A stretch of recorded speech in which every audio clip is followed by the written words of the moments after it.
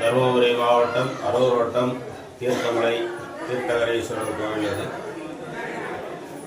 சீன நாயக்க மன்னர்கள் ஆட்சி காலத்தில் கோவில் திருப்பணி பண்ணதாக வரலாறு சொல்லுவாங்க. அதுக்கு முன்னாடி யார் கட்டினாங்க, எப்போ கட்டினாங்கிறதெல்லாம் யாருக்கும் தெரியாது. இங்கே எப்பவும் தீர்த்தம் 5 தீர்த்தம் வந்துக்கிட்டே இருக்கும்.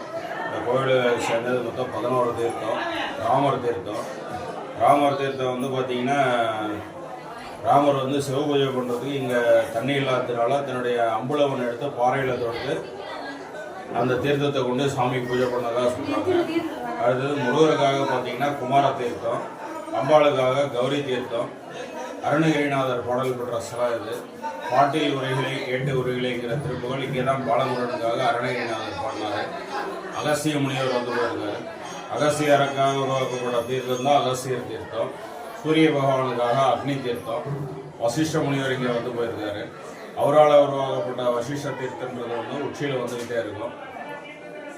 பாம்பாட்டி சித்தர் போயிருக்காரு. அவர் தங்கி ஜபம் பண்ண குகைகள்லாம் மேலே இருக்குது.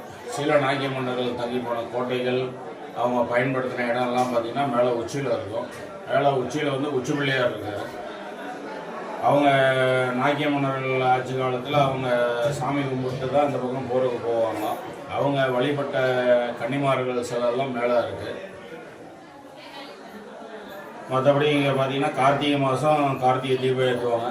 திருவண்ணாமலையில் தீபம் ஏற்றுற மாதிரியே இங்கே மலையில் உச்சியில் போய் தீபம் ஏற்றுவாங்க. யமன் தீர்த்தம் இங்கே பக்கத்தில் இருக்க ஒரு 7 கிலோமீட்டரில் யமபுரீஸ்வரர்னு ஒரு ஈஸ்வரர் கோயில் இருக்குது. அங்கே பார்த்தீங்கன்னா யமன் தீர்த்தம் அது ஒன்று வந்துக்கிட்டே இருக்கும். இங்கே இருந்த 10 கிலோமீட்டரில் அனுமன் தீர்த்தம், அங்கே ஒரு ஆஞ்சநேயர் இருக்கார். அங்கே ஆஞ்சநேயருடைய தீர்த்தத்தில் முதல்ல நீராடிட்டு அப்புறம் இங்கே ராமர் தீர்த்தத்தில் நீராடணுங்கிறது மரபு. அப்புறம் இன்னும் 2 தீர்த்தம், வாயு தீர்த்தம், வர்ண தீர்த்தம் 2 தீர்த்தம்.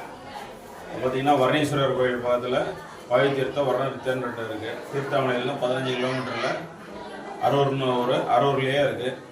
அப்புறம் இங்கே இந்திர தீர்த்தம்னு ஒரு தீர்த்தம், அங்கே ஒரு ஈஸ்வரர் இருக்கார். பக்கத்தில் முண்டுகுழின்னு ஒரு ஊர், அந்த இடத்துல இந்திர தீர்த்தம் இருக்குது. இந்த மாதிரி மொத்தம் 11 தீர்த்தம் இந்த கோவிலுக்கு சேர்ந்தது.